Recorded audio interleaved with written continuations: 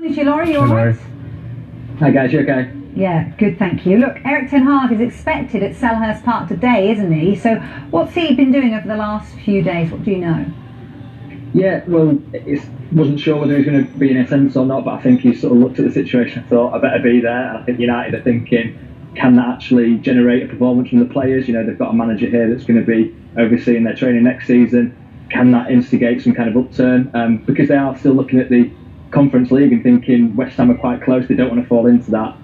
He flew into Manchester last week. I'm told that he went to the London headquarters and met staff, got to grips with what the structure of the club is like. He was there with Mitchell van der Gaag and Steve McLaren, who are going to be his assistants at Manchester United. So he's getting underway in terms of the, I guess, the practices that he wants to implement over the summer.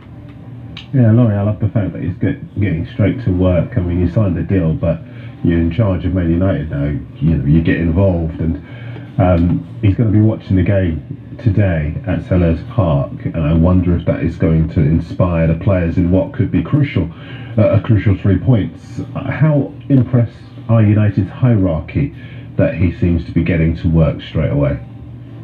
Yeah, I think it is impressive. You know, I mean, I suppose coming from Manchester United, you want to get your feet under the table, particularly in terms of how much trouble there is at Manchester United, you know, the kind of conundrum behind the scenes, how it all fits together. The squad clearly needs work doing to it. Erik ten Hag's very well aware of that, and I think the club are happy that he's come in. They wanted to balance it. You know, they didn't want it to be seen like Ralf Rangnick was out the door already, and this wasn't his team on the final day. But clearly, that they also want to make sure that the focus turns to Erik ten Hag, who I do believe will be doing some kind of media in the coming hours after the game. He's been doing some Dutch media as well, hasn't he? And he was talking about Cristiano Ronaldo and in terms of being a footballing giant. We know Ronaldo's out today, which is disappointing for him, no doubt.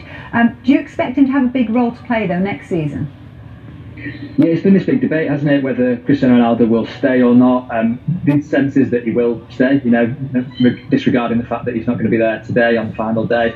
I think Erik ten Hag's made his point very clearly in those press conferences, in those interviews that he's given over in Holland, about the fact that Cristiano Ronaldo is someone that he feels he can work with, you know, talking him up in a massive way. And that's probably been, Cristiano Ronaldo's probably been Ralf Rangnick's biggest conundrum that he's had to try and solve this season. Clearly he's not been, he wouldn't be the archetypal player for Ralf Rangnick's system, and he even said that in the press conference on Friday, talking about how, you know, as a younger player, he wasn't the guy that was saying hooray when the ball went to the opposition and he could kind of win it back. You know, he comes alive when United have the ball, when he can sense a goal. But clearly Erik ten Hag has shown that he can work with that kind of player. You know, Sebastian Haller is very different to the Dusan Tadic false nine that he had when he first was at Ajax. So I expect that, you know, Erik ten Hag and Cristiano Ronaldo will have a good working relationship.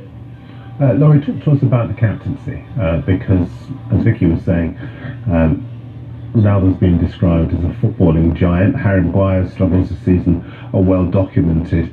Could we see a change? Would it go to Ronaldo if there was a change, or would it go to someone else? Yeah, I think it is a topic to have a conversation about. Again, Ralf Rangnick mentioned that could the players vote for it? Could, you know, put it out to the squad and see what came back? That's been something that's done in Germany.